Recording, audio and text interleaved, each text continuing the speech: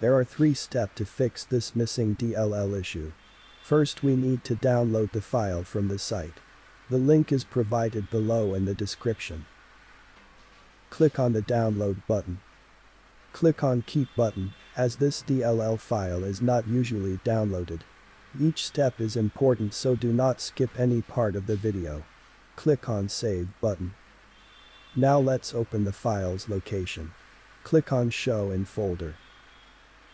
Now locate the file and right-click on the file. Select copy from the menu. Now, click on C drive. Follow my screen, we need to paste it at its location. Navigate to Windows directory. Now, here, on this screen, we need to search for System32 directory. Open it.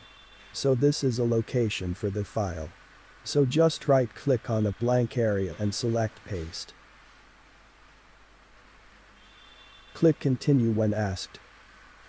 Now right-click on taskbar and select Task Manager. This is going to be important step.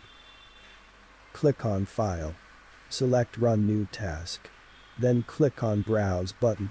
Now, follow my screen. Again, move to C folder.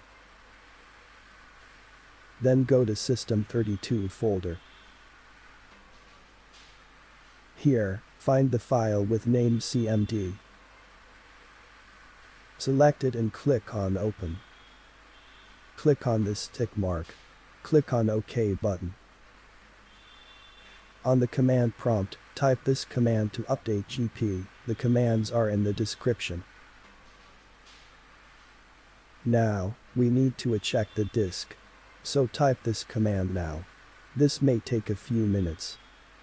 You should be good. If you still face the issue, then I will help you out in comment section. Just put your detailed error message, like the video to help me back.